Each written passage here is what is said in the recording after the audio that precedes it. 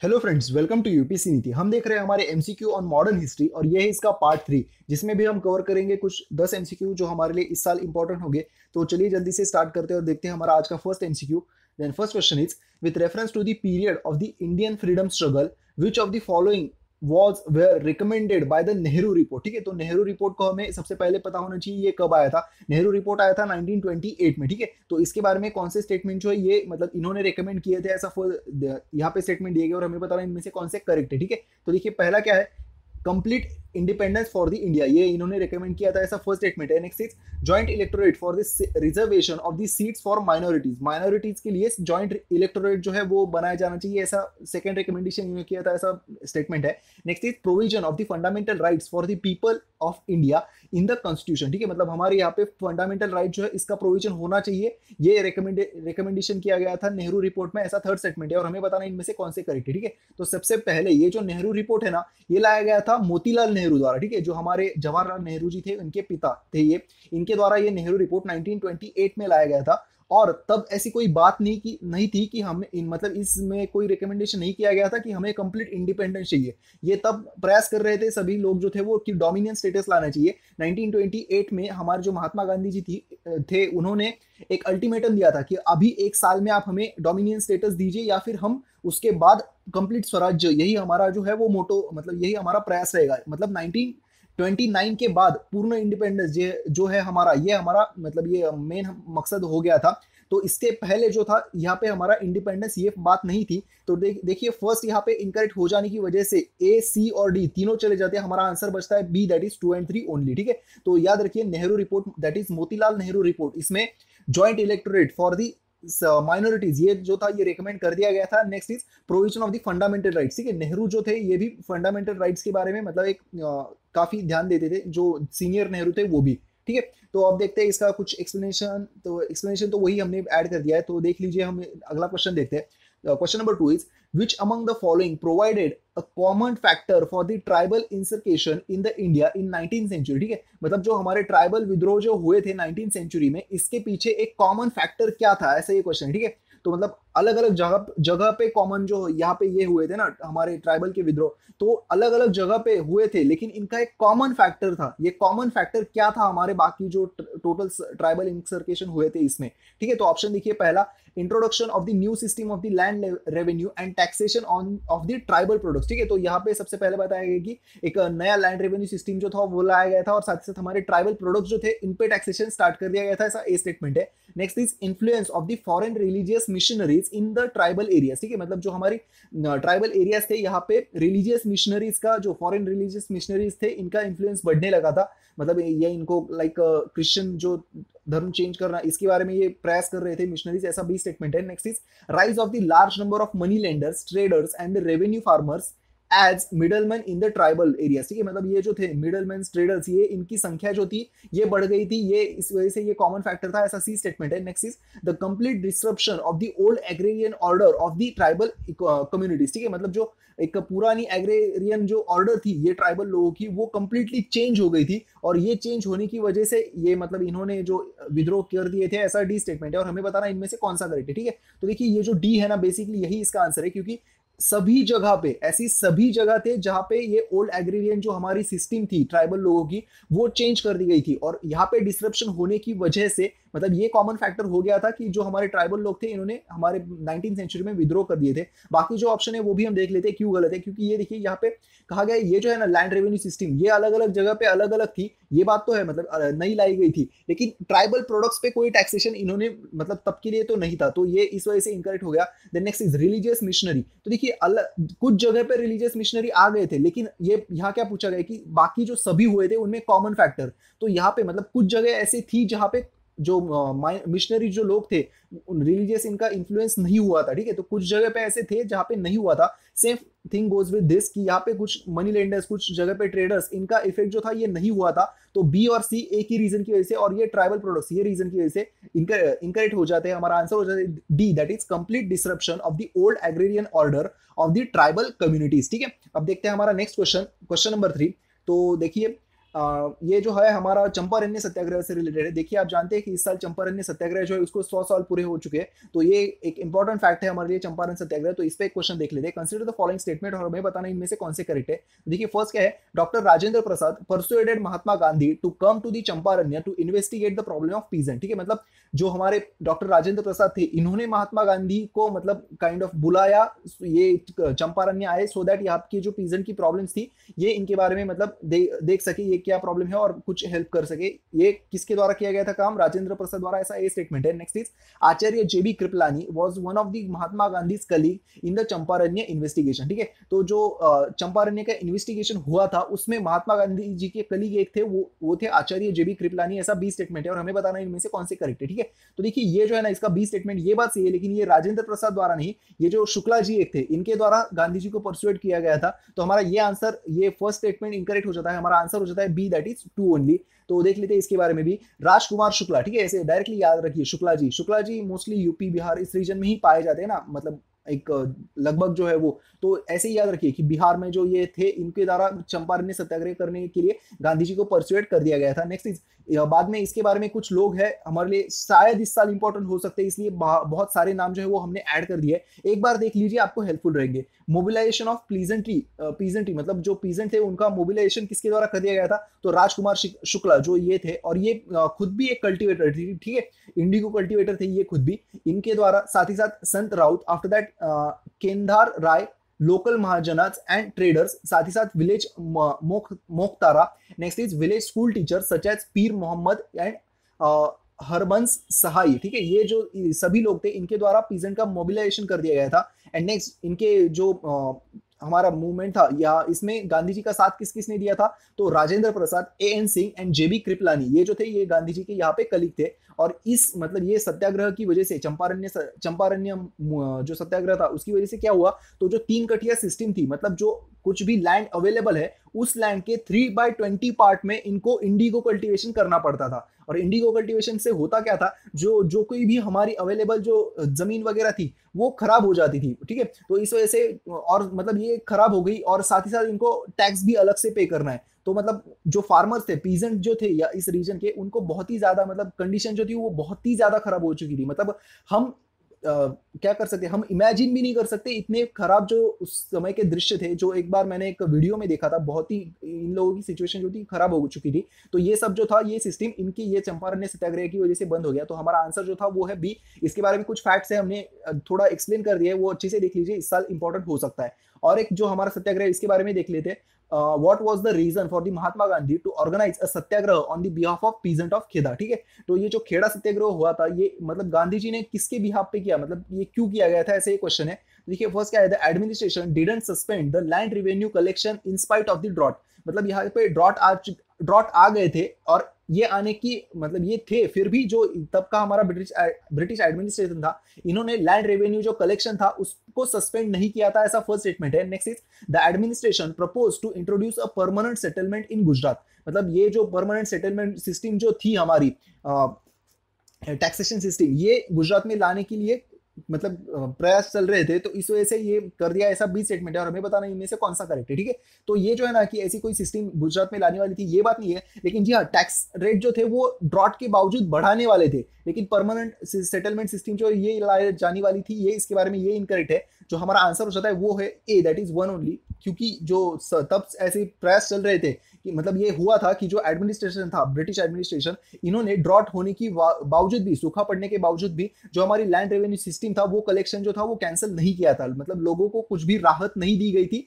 उन्हें टैक्स जो था वो इतने ड्रॉट्स की बावजूद भी पे करना ही था। तो हमारा आंसर हो जाता है ए, दैट इज 1 ओनली। तो देख लेते हैं इसके बारे में। However the famine had struck the district and a large part of the Gujarat, the virtually destroyed the agrarian economy। agrarian economy तो वो पूरी तरह से डिस्ट्रॉय हो चुकी थी। The poor peasant had barely enough to feed themselves। The British government on the Bombay presidency insisted that the farmers not only pay full taxes, मतलब full tax जो है वो भी इनको पे करना है, but also pay the 23% increase stated to take effect that year. मतलब उस साल से उनको 23% जो टैक्स था इसमें भी बढ़ोतरी होने वाली थी। मतलब एक तो पूरी तरह से ड्रॉट आ चुका है, मतलब ये ड्रॉट है फिर भी इनको टैक्स पे करना है और साथ ही साथ 23% जो था वो टैक्स में बढ़ोतरी भी कर दी गई थी। तो इसी वजह से गांधी जी ने खेड़ा जो था वहां पे अपना सत्याग्रह किया था। नेक्स्ट क्वेश्चन देखते हैं हमारा fifth question.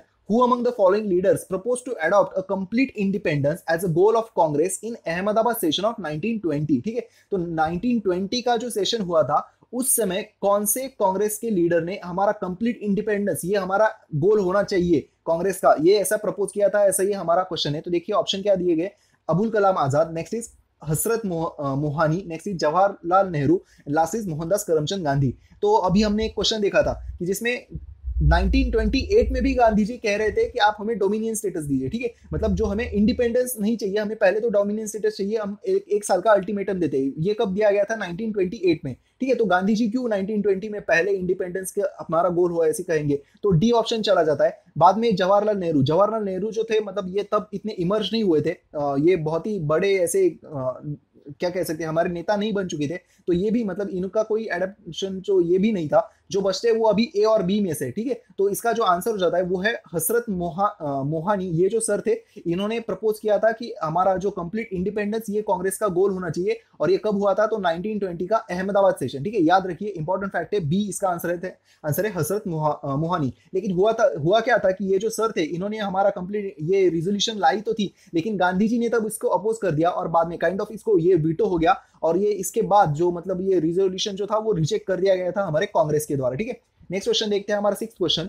For the Karachi session of the Indian National Congress in 1931 presided over by Sardar Patel, who drafted the resolution on the fundamental rights and economic programme. ठीक है, तो जो हमारा कराची सेशन हुआ था इंडियन नेशनल कांग्रेस का 1931 का, उस समय fundamental rights and economic programme, इसका जो रिजोल्यूशन था ये किसके द्वारा ड्राफ्ट कर दिया गया था? ऐसा ये क्वेश्चन है। देखिए ऑप्शन क्या है। Mahatma Gandhi ji, next is Jawaharlal Nehru ji, next is doctor Rajendra Prasad ji and doctor B R Ambedkar sir. ठीक है, तो ये चारों में से किसके द्वारा फंडामेंटल राइट्स के जो रिजोल्यूशन था वो ड्राफ्ट कर दिया गया था? ऐसा ये क्वेश्चन है। तो ये कुछ जो मतलब है ना, देखिए यूपीएससी में ना बेसिकली क्या होता है कि क्वेश्चन डिफिकल्ट नहीं होते, जो हमारे ऑप्शंस है ना वो डिफिकल्ट हो जाते हैं। तो देखिए ये जो ऑप्शंस है ना वो तभी सभी जो लीडर्स है वो हमारे तब के एक प्रोमिनेंट लीडर थे। तो इस वजह से ये क्वेश्चन जो था वो थोड़ा डिफिकल्ट हो जाता है ऐसे लोगों के लिए जिनको इसके बारे में कुछ पता नहीं है। तो ये जो लाया गया था फंडामेंटल राइट्स का जो रिजोल्यूशन था, देखिए हमने पहले क्वेश्चन में देखा था कि मोतीलाल नेहरू जी जो थे उन्होंने अपने नेहरू रिपोर्ट में भी फंडामेंटल राइट्स के बारे में जिक्र किया था। ठीक है, तो जैसे उनके पिता ने किया था वैसे ही यहाँ पे जो रिजोल्यूशन लाया गया था वो लाया गया था पंडित जवाहरलाल नेहरू द्वारा। ठीक है, तो हमारा आंसर है यहाँ पे बी। तो ये देखिए 2 years after the Bombay resolution of 1929, resolution of fundamental rights and economic programme was adopted by the Karachi session of Congress. And यहाँ पे ये नेहरू ने अपनी ऑटोग्राफी बायोग्राफी में इसके बारे में कुछ जिक्र किया था, ये हमने यहाँ पे ऐड कर दिया है। तो लाया किसके द्वारा गया था? पंडित जवाहरलाल नेहरू द्वारा। ये याद रखिए 1931 के कराची सेशन में लाया गया था फंडामेंटल राइट्स का हमारा रिजोल्यूशन। ठीक है, नेक्स्ट क्वेश्चन देखते हैं हमारा अभी 7th question. Who among the following were the official Congress negotiators with the Cripps mission? ठीक है, तो जो हमारा क्रिप्स मिशन था उस समय निगोशिएशन करने का काम इनमें से किसके द्वारा कर दिया गया था? ऐसा ये क्वेश्चन है। तो देखिए ऑप्शन क्या है। क्रिप्स मिशन याद रखिए इंपॉर्टेंट है। जो कोई भी हमारे अगस्त ऑफर के बाद जो कोई भी मिशन आते हैं ना वो बहुत ही ज्यादा इंपॉर्टेंट है हमारे लिए। तो एक बार जो है वो अभी भी देख लीजिए, आज एक समय अच्छा मौका है, आप आज एक बार देख लीजिए और हमारे एग्जाम के पहले मतलब 1 या 2 दिन पहले आप इसको एक बार चेक कर लीजिए, क्योंकि हो सकता है इस पे कोई क्वेश्चन जो है पूछ लिया जाए। तो देखिए कौन कौन थे निगोशिएटर में। Mahatma Gandhi ji and Sardar Patel, next is Acharya J B Kripalani ji and C Rajagopalachari ji, next is Pandit Jawaharlal Nehru ji and Maulana Azad ji, and next is doctor Rajendra Prasad and Rafi Ahmed Kidwai ji. ठीक है, ये ऑप्शन दिए गए और हमें बताना है इनमें से कौन निगोशिएटर थे। ठीक है, तो देखिए यहाँ पे महात्मा गांधी जी निगोशिएटर नहीं थे लेकिन सरदार पटेल थे। ठीक है, सरदार पटेल थे लेकिन महात्मा गांधी नहीं थे, तो ये ऑप्शन हमारा चला गया। Next is Acharya J B Kripalani and C Rajagopalachari. तो ये जो सी राजगोपालाचारी जो थे ना, इन्होंने ही मतलब ये मेन जो था ये निगोशिएशन करना चाहिए, हमें ये प्रस्ताव रखा था। तो ये तो थे लेकिन ये आचार्य जेबी कृपलानी नहीं थे, तो ये भी हमारा ऑप्शन बी चला जाता है। नेक्स्ट जो है नेहरू एंड मौलाना आजाद, ये जो दोनों है ये दोनों भी इस निगोशिएशन के काम में थे, तो हमारा आंसर हो जाता है सी। ठीक है, तो देख लेते हैं इसके बारे में कुछ और डिस्क्रिप्शन। देखिए क्रिप्स मिशन कब ऑर्गेनाइज किया गया था? तो मार्च 1942 में। तब जो ब्रिटिश गवर्नमेंट जो थी वो वर्ल्ड वॉर 2 में बिजी थी और ये मिशन के हेड कौन थे? तो सर स्टैफर्ड क्रिप्स। ठीक है, और एक बात याद रखिए, मतलब एक बार मैंने ऐसे कहीं तो पढ़ा था, अभी मुझे इसके बारे में फिक्स पता नहीं है, और आई थिंक ये किसी स्टेट पब्लिक सर्विस की एग्जाम में भी इसके बारे में कुछ क्वेश्चन जो था वो पूछा गया था। मतलब मेरे एक फ्रेंड ने मुझे बताया था कि ये जो स्टैफर्ड क्रिप्स जो थे ना, ये और पंडित नेहरू जो थे ये फ्रेंड थे। ठीक है, मतलब ये अच्छे दोस्त थे पहले से। तो ये इनकी अच्छी दोस्ती होने की वजह से ही ऐसा हो गया था कि जब ये क्रिप्स मिशन फेल हो गया था तो हमारे नेहरू जी जो थे मतलब ये काफी उदास हो गए थे कि ये मिशन फेल हो गया ऐसे। तो ये एक मतलब ये अच्छे दोस्त थे पहले, ये बात भी एक इंपॉर्टेंट है हमारे लिए, याद रखिए। तो यहाँ पे हुआ क्या था कि वर्ल्ड वॉर टू के बाद हमारी जो कांग्रेस थी वो दो ग्रुप्स में बढ़ गई थी। एक ग्रुप का कहना था कि हमें एक अभी अच्छा मौका है, ब्रिटिश जो है वो बाहर बिजी है वर्ल्ड वॉर में, तो ये हमारे लिए एक अच्छा मौका है, हम यहाँ पे एक पॉपुलर रिवॉर्ड जो था वो ब्रिटिश के अगेंस्ट हम लॉन्च कर देते सो दैट ब्रिटिश जो है वो उनकी मतलब दोनों तरह पे वो बिजी हो जाए और उनको हमें इंडिपेंडेंस जो है वो देना ही पड़े, ऐसा ये कुछ लोगों का कुछ कुछ ग्रुप का कहना था। लेकिन दूसरा एक ग्रुप था लाइक जो हमने कहा कि सी राजगोपालाचारी, इन्होंने एडवोकेट किया कि अभी जो है ना अगर हम ऐसे करेंगे तो ब्रिटिशर्स जो एक सपोर्ट अगर हम ब्रिटिशर्स का अभी करेंगे तो ब्रिटिशर्स मतलब एक अच्छा जेस्चर हमारा कंसीडर करके हमें जब वॉर खत्म हो जाएगा तब हमें इंडिपेंडेंस दे देंगे, ऐसा ये हमने इन्होंने प्रपोज किया था। ठीक है, सी राजगोपालचारी जी जो थे इन्होंने, तो हमने जो कहा कि ये इन्होंने ये इनिशिएट कर दिया था, तो ये एक इसके निगोशिएशन में थे। ठीक है, तो बाद में क्या हुआ कि पहले बात तो हमारे जो गांधी जी जो थे वो भी ये वॉर जो था इसके अगेंस्ट थे। आप तो जानते हैं महात्मा गांधी अहिंसक थे, तो इन्होंने भी ये मोरली ये मेरे लिए वॉर इंडोर्स करना ये बात गलत है ऐसे कह दिया था। लेकिन इनका इंडिशंस जो था कि British were not sincere about the Indian aspiration of freedom, ये गांधी जी ने कह दिया था। लेकिन C Rajagopalachari along with Sardar Vallabh bhai Patel, Maulana Azad and Jawaharlal Nehru held the talks with the Crips and offered full support in return of the immediate self government and eventual independence. ठीक है, मतलब इन्होंने कहा कि अगर हम जो है, आप तो जानते हैं कि 1939 में जो कुछ मतलब डायरेक्टली हमें इस सेकेंड वर्ल्ड वॉर में इंक्लूड कर लिया गया था, इस वजह से जो हमारे कुछ जो मिनिस्टर थे तब के, इन्होंने जो प्रेसिडेंसी से अपने इस्तीफे दे दिए थे। तो इसके बाद ये जो लोग थे इन्होंने ऐसा मतलब पेश किया कि जो अपना कहा कि हम इनकी अभी तो ब्रिटिशर्स की सहायता कर देते सो दैट ये हमारा अच्छा जेस्चर समझ के हमें बाद में इंडिपेंडेंस दे दे। ठीक है, तो ये हो गया था। लेकिन बाद में क्रिस मिशन फेल हो गया था और जो आप जानते हैं कि गांधी जी ने इसको कहा था कि ये डूबती बैंक का एक पोस्ट डेटेड चेक है, ऐसे कुछ यहाँ पे इसके बारे में गांधी जी ने कहा था। तो ये भी एक हमने अच्छे से देख लिया। जो इसके बारे में लोग हैं एक बार फिर से देख लीजिए, सरदार Vallabh bhai Patel, Maulana Azad, Jawaharlal Nehru and C Rajagopalachari. Next question देखते हैं हमारा 8 question, consider the following statement और हमें बताना इनमें से कौन से करेक्ट है। देखिए फर्स्ट क्या है, the Commonwealth has no charter, no treaty and no constitution. ठीक है, जो हमारा कॉमनवेल्थ है इसका कोई चार्टर नहीं है, ट्रीटी भी नहीं है और ये कॉन्स्टिट्यूशन भी नहीं है, ऐसा फर्स्ट स्टेटमेंट है। Next is all the territories or the countries once under the British empire jurisdiction rule or mandate automatically join the Commonwealth as its member. ठीक है, जो मतलब यहाँ पे बताया गया कि जो भी टेरिटरी या फिर कंट्री कभी कभार एटलीस्ट ये ब्रिटिश एम्पायर के अंडर होंगे, that is jurisdiction, either British jurisdiction या फिर ब्रिटिश रूल या फिर मैंडेट, तो ये जो सभी देश है ये ऑटोमेटिकली इस पार्ट का मतलब जो हमारा कॉमनवेल्थ है इसका मेंबर हो जाते थे, ऐसा सेकंड स्टेटमेंट है। ठीक है, तो यहाँ पे भी जो हमारे कीवर्ड है वो ऑटोमेटिकली, ठीक है, जैसे ओनली, ऑल ये होता है ना, यहाँ पे ये ऑटोमेटिकली हमारा कीवर्ड है। क्योंकि ये बात देखिए कि सबसे पहले हमने भी ना एक मतलब पास किया था जब हमारी कॉन्स्टिट्यूएंट असेंबली हुई थी ना, जब ये कॉन्स्टिट्यूएंट असेंबली में ही हमने ये डिसीजन ले लिया था कि हम जो है वो कॉमनवेल्थ के मेंबर होंगे। ठीक है, तो हमें ये डिसीजन लेना था, ये हम ऑटोमेटिकली नहीं होते थे। साथ ही साथ जो कुछ ऐसे देश थे जो ये कॉमनवेल्थ बनने से पहले इंडिया इस ब्रिटिश एम्पायर से बाहर हो गए थे, वो देश हम एक्सप्लेनेशन में देखते हैं। इन्होंने ये मतलब उस समय डायरेक्टली ऐसे इसके कॉमनवेल्थ के मेंबर नहीं बन गए थे। सो हमारा सेकंड ऑप्शन जो है ये बात इनकरेक्ट है। लेकिन ये इसके बारे में जो है इसका कोई चार्टर नहीं है, ट्रीटी नहीं है और कॉन्स्टिट्यूशन नहीं है, ये बात जो इसके बारे में सही है। सो हमारा आंसर हो जाता है A, that is one only. ठीक है, तो देख लेते हैं यहाँ पे, the Commonwealth of the nation normally referred as Commonwealth and the previously known as British Commonwealth is a inter governmental organisation of 54 independent members. ठीक है, 54 इंडिपेंडेंट मेंबर्स है। कुछ कम ज्यादा हो चुके होंगे, इसमें कुछ कमी आ चुकी होंगी, ये देखना पड़ेगा। Next is Commonwealth is a free association of the sovereign independent state that has no charter, no treaty and no constitution. ठीक है, ये बात इसके बारे में इंपॉर्टेंट है, याद रखिए। नेक्स्ट इज इनका काम क्या है कॉमनवेल्थ का, तो एक दूसरे के बीच में कोऑपरेशन प्रमोट करना, साथ साथ कंसल्टेशन एंड म्यूचुअल असिस्टेंस जो है वो इसके मेंबर कंट्रीज में प्रोवाइड करना। और ये ऑब्वियस बात है क्योंकि ब्रिटिशर्स से यहाँ पे जो ब्रिटिशर्स डायरेक्टली चले गए थे तो इनको कुछ हेल्प हो सके, इसलिए ये मतलब एज काइंड ऑफ कि हम आपको कुछ बहुत ही बड़ा दे रहे हैं, ऐसे रूल से ब्रिटिशर्स ने ये कॉमनवेल्थ जो था वो लाया था।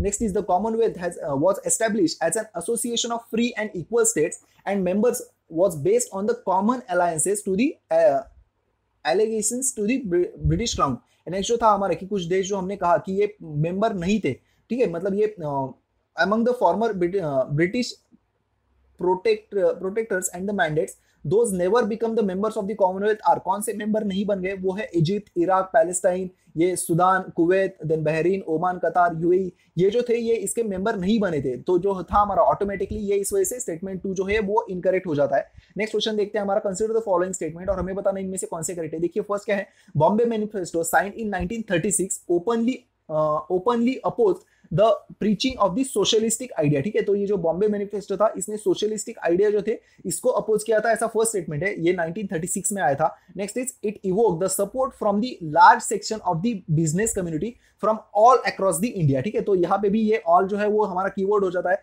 और लगभग है ना प्रयास कीजिए जब कभी ऐसे कुछ कीवर्ड्स आते हैं, ऑल, नन या फिर ओनली काइंड ऑफ जो कीवर्ड्स होते हैं ना, ये अक्सर गलत होते हैं। अगर आपको मतलब पता भी नहीं है तो प्रयास कीजिए कि इसके अपोजिट हमें आंसर देना है। ठीक है, मतलब ये अभी हम ऐसे इसको करेक्ट नहीं, हमें इसको इनकरेक्ट कंसीडर करना है, ऐसे ये मतलब इसका ऐसा आप इसको आंसर दिया कीजिए। ठीक है, क्योंकि ये मोस्टली 90% कंसीडर कीजिए कि ये ऐसे जो वर्ड्स वाले कीवर्ड्स वाले जो स्टेटमेंट होते हैं ना वो 90% गलत होते हैं। तो ये देखिए ये भी इसमें गलत है, क्योंकि ऐसे नहीं हुआ था कि मतलब आज की अगर तो पहले हम इसके एक काम करते हैं, इसको समझने के लिए पहले इसको समझना पड़ेगा। देखिए ये जो बॉम्बे मैनिफेस्टो था ये मतलब जो हमारे बिजनेस कम्युनिटीज जो थी इनके द्वारा लाया गया था 1936 में, और ये इन्होंने सोशलिस्टिक आइडियाज को अपोज किया था। ठीक है, तो ऑब्वियस है जो ट्रेडर्स वगैरह जो मतलब जो बिजनेसमैन थे उनका मेन मकसद क्या होता है कि बिजनेस करना, प्रॉफिट लाना, सो दैट ये कैपिटलिस्टिक इनका मेन मकसद होता है।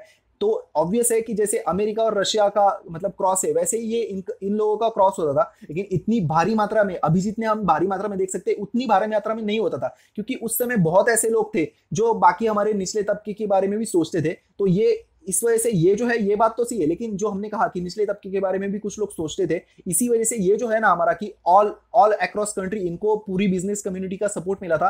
तो ये बात इसके बारे में इनकरेक्ट है, सो हमारा आंसर हो जाता है A, that is one only correct. ये जो सेकंड स्टेटमेंट है ये इनकरेक्ट हो जाता है। तो देखिए when the Congress president announce his intention of paying the visit to Bombay in 1936, A.D. Shroff took a step to proposing a issue of manifesto openly criticizing Nehru's socialistic idea। ठीक है, ये जो A.D. Shroff थे ये मतलब एक important थे जिन्होंने बॉम्बे ये जो हमारा मैनिफेस्टो लाया था। Next is he said that the joint statement should be issued by the representative Bombay businessman opening the opposing the Nehru policy and ideas. ठीक है, तो इन्होंने जो ओपनली जो किया था ना अपोज, तो ये इसके बारे में है। एंड नेक्स्ट जो कुछ यहाँ पे बताया गया हमने, on the May 20 appeared the manifesto signed by the 21 Bombay businessman. ये 21 बॉम्बे बिजनेसमैन ने इसको साइन कर दिया गया था। And basically the manifesto was attempt on the part of the Bombay businessman at broadening the anti socialistic front at as much as possible. ठीक है, तो ये मतलब जैसे कि हमने कहा कि एंटी सोशलिस्ट ये होते हैं थोड़े से जो बिजनेसमैन होते हैं वो, तो इस वजह से ये लाया गया था। तो देखते हैं हमारा आज का last question, who among the following governor general created the convenanted civil services of the India which later came to be known as the Indian Civil Services। ठीक है, तो ये कौन से गवर्नर जनरल थे जिन्होंने हमारे यहाँ पे इंडियन सिविल सर्विसेज इंट्रोड्यूस, मतलब ये इनकी द्वारा लाए गए थे, ऐसा ये हमारा क्वेश्चन। ठीक है, तो इसका ऑप्शन देख लेते हैं, Warren Hasting, next is Wellesley, Cornwallis या फिर विलियम बेंटिक। ठीक है, तो देखिए इसका जो आंसर है वो है कॉर्नवालिस द्वारा। ठीक है, सबसे पहले जो प्रयास कर दिए गए थे मतलब छोटे स्केल पे वो कर दिए गए थे हमारे वॉरेन हेस्टिंग जो थे, ये ऑप्शन ए ऑप्शन, इनके द्वारा छोटे यहाँ पे प्रयास कर दिए गए थे। लेकिन जो ये जो मतलब जिनको हमारे फादर ऑफ सिविल सर्विसेज कहा जाता है वो कहा जाता है लॉर्ड कॉर्नवालिस को। ठीक है, he laid and raise the civil services, Hastings laid the foundation of the civil services and Cornwallis reformed, modernized and rationalized it। ठीक है, मतलब इसी वजह से ये जो कॉर्नवालिस है इनको मतलब इसका जो हमने कहा कि फादर ऑफ सिविल सर्विसेज कहा जाता है। Next is he introduce the covenanted civil services, higher civil services which were different from the covenanted civil services, that is lower civil services। ठीक है, ये जो लाए गए थे लोअर सिविल सर्विसेज ये वॉरेन हेस्टिंग द्वारा लाए गए थे, और जो हम अभी जिसके लिए बैठ रहे हैं मतलब ये यूपीएससी तो इसी से आई है ना इवॉल्व होके, तो ये आ रही है हमारे कॉर्नवालिस जो थे इनके द्वारा लाई गई थी। ठीक है, the former was the created by the law of the company while the latter was created by otherwise। ठीक है, मतलब ये जो थी ये कंपनी द्वारा बनाई गई थी, ऐसे ये बताया गया है। Next is however the reserve or the convenience services for the Europeans and thus excluded Indians from the superior post। ठीक है, तो ये बात तो आप जानते होंगे कि ये जो हमारी सिविल सर्विसेज थी तब के लिए ये सिर्फ यूरोपियन के लिए मतलब ओपन थी, हमारे इंडियन जो थे ये यहाँ पे एक्सक्लूड कर दिए गए थे। ठीक है, तो ये हो गए हमारे आज के क्वेश्चन, 10 क्वेश्चन हो गए, आई होप अच्छे से हो गए होंगे। बताइए कैसे आपको लग रहा है। और जो हमने एक आज मर्कोसोर जो एक वीडियो पोस्ट कर दिया है, वो भी देखिए, क्योंकि हो सकता है मर्कसोर पे इस साल कोई ना कोई क्वेश्चन जो है वो एक ग्रुपिंग पे जो क्वेश्चन होते हैं ना, वो हो सकता है इस पे कोई क्वेश्चन पूछ लिया जाए। So thank you so much and have a happy wonderful day and keep studying and enjoy your Sunday.